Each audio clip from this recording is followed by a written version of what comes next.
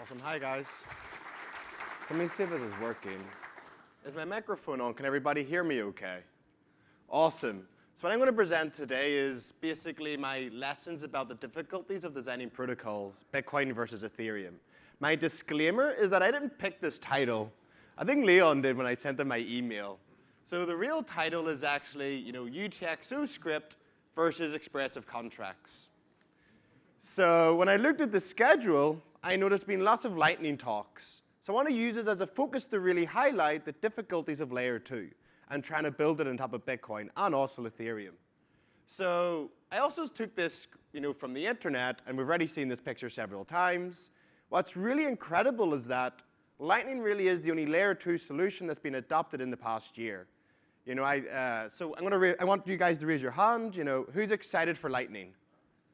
Everyone's excited for Lightning. I think there's one person who wasn't. I won't highlight you. Yeah, we'll get you afterwards. But we should all be really excited for this. OK, so Lightning has two components. The first is the Lightning network. So that's his TLCs and how we synchronize a single payment across several channels. What I really want to focus on in this talk is the channel itself. So what is a channel? And there's lots of different ways people describe channels. So I typically use this slide. The idea is that we have Alice and Bob, and they lock coins up into the channel. OK? And now Alice and Bob can just sign state updates locally amongst themselves. In the case of Lightning and payments, this is just their balance. So when Alice pays Bob, both parties cooperate, they update their balance, so now Alice has paid Bob. That's the basic idea of a channel. Now, the channel should give you two guarantees. The first is safety. If I have 10 coins in the channel, I should always get the coins I deserve. And it also gives us liveness. And liveness is actually quite quirky for a payment channel. You don't normally think about liveness. But one good example is his TLC. So Amanda in the back, if I send her 10 coins, I can say, Amanda, if you reveal the preimage of a hash, you can claim these 10 coins. So he gives me the secret. What if I don't cooperate? What if I don't update the channel after learning about the secret? The underlying blockchain guarantees liveness where C supplies the conditional transfer, C supplies the secret, and it's guaranteed the transfer will always complete. So it always guarantees a single state transition. So that's really exciting. And another point is, why do we care about channels? Why do we care about the Lightning network? Its main purpose is to reduce the load on the global network while still retaining the same security guarantees. As everyone's aware, there's one transaction to turn on the channel. We could do 200+ transactions locally amongst ourselves. And at the end, we could close the channel and get our final balance. So this is why it's really exciting, layer 2. We get this instant finality. There's no latency. Once Alice and Bob cooperate, the payment's considered final. And there's no transaction fees for a channel. There's no network, there's no hub. You don't have to reward the miners. So if I'm buying a file from YouTube, I pay a Satoshi for every kilobyte. There's no fee involved there. So channels are really exciting. So over the years in Bitcoin, we've had around 3 different types of channels. One is Spilman channels, 2013, duplex micropayment channels by Christian Decker, and Lightning channels, as everyone's familiar with, by Taj and Poon. So I'm going to go through each channel one by one. And let's see if I can tell a story about, how we remove features but may add more clunkiness to the protocol. So Spilman, and what's the big challenge they're actually solving? Why do we have multiple ways to build channels? Because basically we're deciding how do we agree the state update. So we have state A and state B. How do we all agree that state B is the latest state? And every channel will do this in a very slightly different way. So let's talk about Spilman channels. We have Alice and Bob, cute little babies, and they've locked coins up in the blockchain. OK, so Alice has locked up 1 Bitcoin.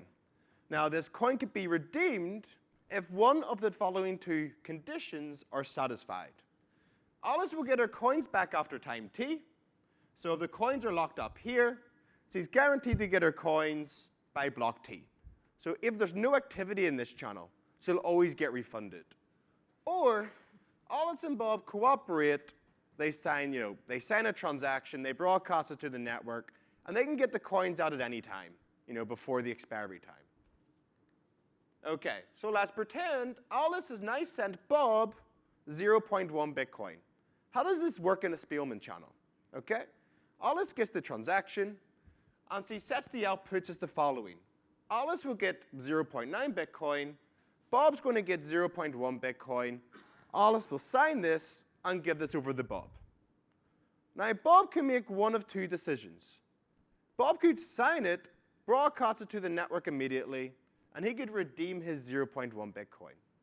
Or he just keeps it private, because he is aware that Alice can't claim her coins until, time T, the expiry time.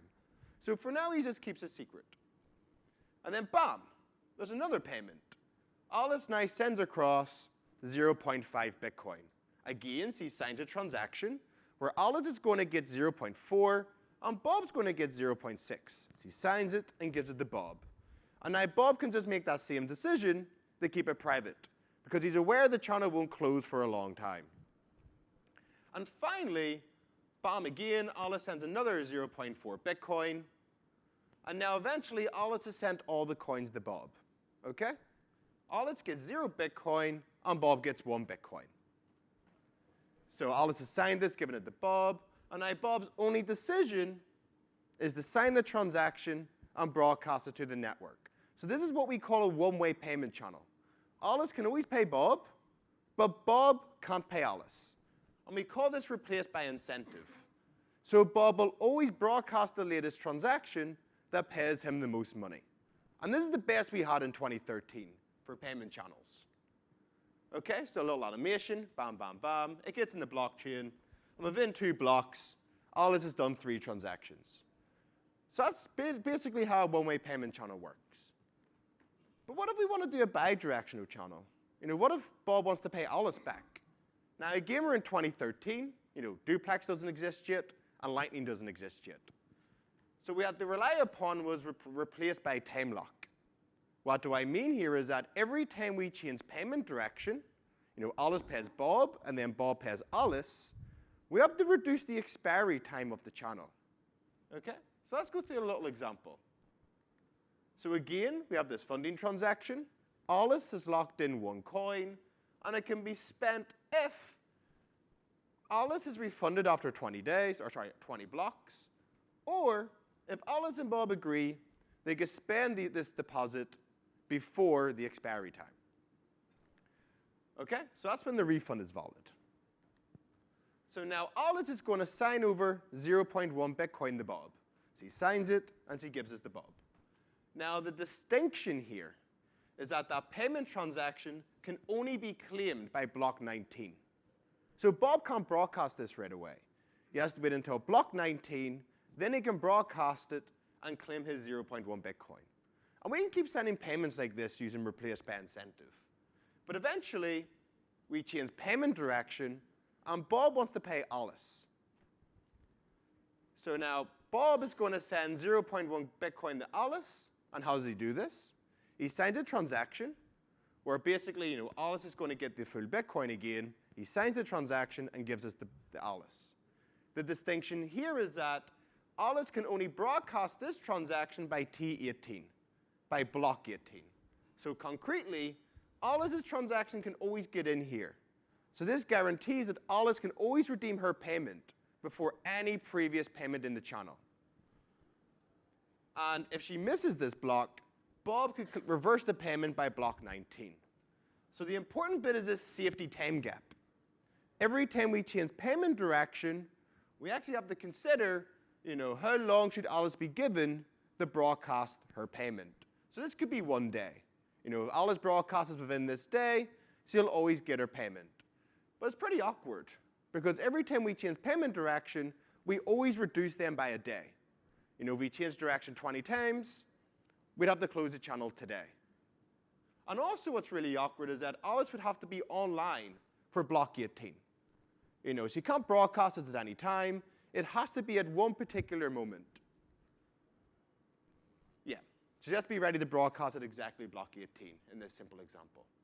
So duplex micropayment channels came along. So it was by Christian Decker in 2014, 2015. And the whole point was to alleviate that expiry time issue, where when we change direction, it just isn't as bad. So how does this work? Is anyone familiar with DMC, by the way? Has anyone read the paper before? Some people have. OK, this is really awesome. So this is actually good new knowledge. So DMC has two different components. The first is a pair of one-way payment channels. Alice can pay Bob in this channel, and Bob can pay Alice in another channel. And then once these channels run out of coins, we can destroy the payment channels and recreate them using this invalidation tree. So this is the prerequisite to channel factories. So how does it work? We have this pair of one-way payment channels. They're based on basically the same funding transaction. So Alice can pay Bob here, and Bob can pay Alice here. So we can imagine there's lots of payments. And eventually, Alice has sent a full Bitcoin to Bob. And Bob, I made a mistake in that picture. Bob should have sent the full Bitcoin to Alice. But anyway, the whole point here is that Bob has sent all the coins he can to Alice. Alice has sent all the coins to Bob. But now they can't send any more coins, because they're one-way payment channels. But in reality, Bob has a coin, and Alice has a coin. So the intuition here was that we could destroy the channels, recreate the channels, and readjust the balance. So then Alice could start sending coins back to Bob, and Bob could start sending coins back to Alice. And how do we do this? We use that invalidation tree. So this is it here. It's a bit quirky. So every little box is a transaction. So if you wanted to close the channel in a non-cooperative manner, you'd have to wait till day 100 and then broadcast this entire branch. So this example requires 5 transactions. This is dynamic based on whatever property you want. So when we destroy those pair of one-way payment channels, we agree a new branch. And that will be a new pair of one-way payment channels where Alice and Bob can start transacting again. Now we keep doing this every time we need to reset those payment channels. So bam, bam, and now this branch will always get in the blockchain before any previous branch. OK, now who thinks that's pretty clunky? Raise your hand if you think that's a clunky protocol. Some people do. OK, so that's really clunky. You don't really want to program that. It's been pretty hard to get rid of the expiry time. There's limits on the throughput of the channel. So what was really exciting in 2015 was that Lightning fixed this. So I remember when the Lightning paper came out, I dived on it, and then I was like, it's actually a really hard paper to read, but I dived on it for a few weeks. And I tried to write up another version to make it a bit easier to understand. So Lightning was really exciting. OK? And Lightning works in the following manner. There's a 2-step protocol.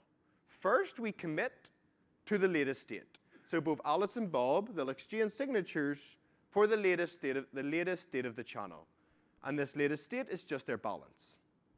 When they agree the latest state, the new balance of the channel, they revoke the previous state. OK? Now that's how we authorize a payment in Lightning. So every time we authorize a payment, we agree a new state, and then we revoke the old one. And we keep doing this over and over and over. So eventually we have one state, that's the latest state, and that should only ever be broadcast to the network. And then we have this set of revoked states that could be broadcast to the network, but they shouldn't. Now in reality, a state is a pair of transactions. Alice has a transaction that only she can broadcast. And Bob has a transaction that only he can broadcast. So what's really nice about this feature is that we can identify who triggered a dispute. If Bob closes the channel, we can identify that Bob closed the channel. If Bob broadcasts a revoked state, we can identify that it was Bob and not Alice. OK, so what happens if an old state was broadcast to the network? So let's pretend that Bob broadcast this old state. Now there's this dispute time period for Alice to respond. Alice needs to prove that that state was revoked. If Alice doesn't do this in time, Bob's going to get away with it, and the old state will be accepted. So Alice needs to broadcast something called a justice transaction, or a penalty transaction. So this is why we call it replaced by revocation. The way we guarantee that the latest state will always be broadcast is because we revoke the old state, and if the old one gets in, we can always prove to the blockchain that it is indeed a revoked state. Now, what information do we need to actually prove this is a revoked state? Typically, the party will keep a preimage. So when we agree the new pair of transactions, we'll exchange signatures for the old state.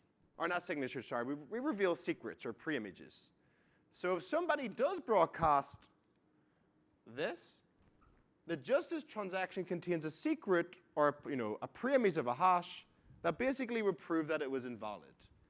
Now the issue is that the watchtower can't just store the preimage. They can't sign a transaction on behalf of the parties. So because of the way Bitcoin's currently designed and how replaced by revocation works, the watchtower has to store a signed justice transaction. And that's really annoying, because now you need a signed justice transaction for every old state. So if you do 1,000 payments, this watchtower has to store roughly 1,000 justice transactions, in the case where you don't trust the watchtower. So what we've just gone over are 3 different ways to do state replacement. We had one-way payment channels, but then we had this limit on throughput. We had replaced by Timelock, limited resets. It tries to make it easier, alleviate the pressure of the channel closing early. And then we had replaced by revocation that solved both of those problems, but it's made it really difficult to build watchtowers for Bitcoin. So as we notice is that every time we remove a feature, it all just gets a bit more complicated. Okay, and concretely, what problems really emerge? One of the issues is that the state and the transaction are intertwined. Okay? The state is only restricted to a balance and a single conditional transfer. This is why Watchtower is really awkward at the moment, because they have to store a transaction where really, if all they had to do was publish a preimage, and they could say this preimage relates to that transaction, then they don't have to store preimages and not the transaction itself. Transaction malleability was a pain in the ass as well. Because the state and transaction were intertwined, this is why transaction malleability had a huge impact. So who's aware of what transaction malleability is? Raise your hand if you know what it is. Half the room do. If you don't, I recommend this paper by Christian Decker. Mt. Gox tried to blame that they lost 850K Bitcoin because of it. And Christian Decker basically said, no, they're lying. OK. And what's also annoying is, because of the UTXO model today, an input can't control how an output is created. So we can only support one hop or one transition in mind. So this is why it's really awkward for replaced by Timelock. Once a transaction is sent to the network, we can only enforce one state transition. So that's why for replaced by Timelock, we have to do it at just the right time. And for replaced by revocation, that's why we need revocation. There's no easy way to say to the blockchain, within this dispute process, there was a more recent state. We can't do that in Bitcoin today. If we send the older state, we just have to prove it was revoked. We can't update the blockchain to say there was a more recent state. And also make sure your node doesn't crash. So Faber has sort of alluded to this. What's really annoying about replaced by revocation is that if I lose the latest state, I'm buggered. Either my counterparty is really friendly and they just give me the latest state, although I can't verify this the latest state, or I try to close it and they take all of my money, because I can only broadcast an old and invalid state.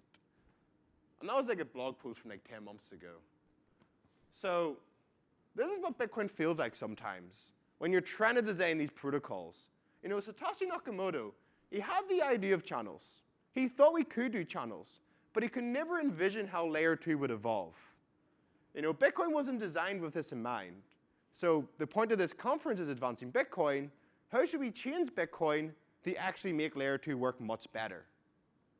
So a lot of my work recently has been in the Ethereum world, and I do a lot of state channel research where I try to push it a little bit further. So how do we do it in Ethereum? And then can we work back and say, will this work in Bitcoin? Ethereum is really straightforward.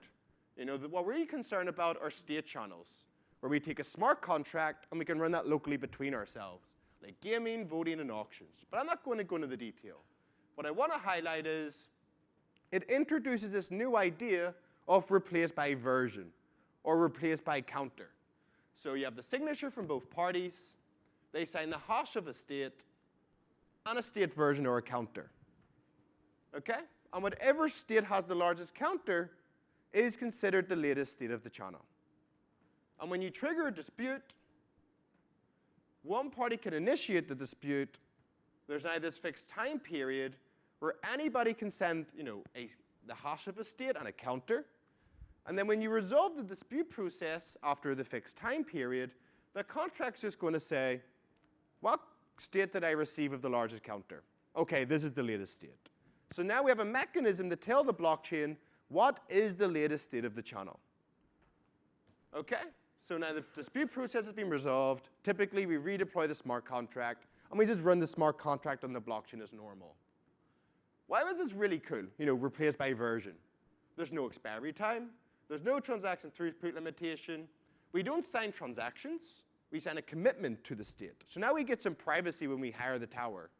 I give the watchtower a hash of the state and not the actual balance of both parties.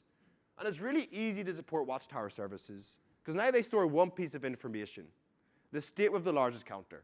They don't need to store all these pre-signed justice transactions.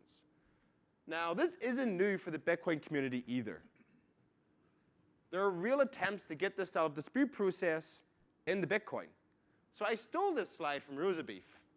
I hope I speak a bit slower than him, by the way. He speaks like lightning.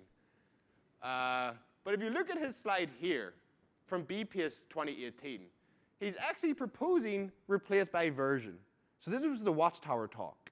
He says if we have replaced by version, Watchtower will work much better in Bitcoin. And if you look at the L2 paper, this is the diagram, although it's a bit pixelated. They're basically trying to implement that idea. We set it up, we trigger a dispute, we have an opportunity to tell the blockchain the latest transaction, we resolve the dispute, and now the transaction's there. So this isn't a new idea. This is something that should be supported in Bitcoin. And to do that, you would have to have stake hash no input to support replaced by version, and some other little quirky changes as well. And it allows us basically to say, here's a state, it could later be replaced by another state. OK, so even if you don't like Ethereum, and I know there's people here who don't like Ethereum, and people do like Ethereum, my experience so far has been that it's not really about dApps. Most dApps are not that great. No one wants to play Battleship on the blockchain. But what's been really cool about designing protocols there is that we can design this publicly verifiable third party. So we consider Bitcoin as a blockchain. That is basically a third party that manages the ledger. In reality, it's a bunch of miners competing, they update blocks, and they enforce that for us. The smart contracts just allow us to now program different third parties. So in the case of channels, the smart contract is basically a third party that controls that dispute process. It says, dispute triggered, I'm going to collect all the evidence, and then I'll make that final decision. That's all smart contracts are really useful for, or at least that's why I get excited about it. It's not about dApps. And of course, in the Ethereum world, it's not rosy either. So if you guys are familiar with DevOps 199, it'll really highlight, building smart contracts are really hard as well. So both worlds are not perfect. This is too expressive. Bitcoin isn't expressive enough. So what I want to end with is, I'm just about on time. We should do our best to make it as easy as possible to design protocols in Bitcoin. While Bitcoin script is simple, it is a really simple script. There's one or two little if statements. It's stateless. It's fairly straightforward to do. It tends to push the complexity of protocol design to the other layer. And we see this in layer 2. We see this with Lightning, Duplex. Actually, I really like replace by incentive. That's quite a nice design. And one of the jokes in academia was that if you get a protocol working in Bitcoin, it's a top-tier academic conference, and then Ethereum will get you a blog post. Because it really does push up the complexity. I don't want to say that to be mean. It's just my experience over the past few years. So this needs to be fixed. So please, let's advance Bitcoin. Let's make it easier to design these protocols so then Lightning can really go to the moon. And we're going to have watchtowers. Thank you for listening. Awesome, thank you. I actually want to take a picture of that last slide.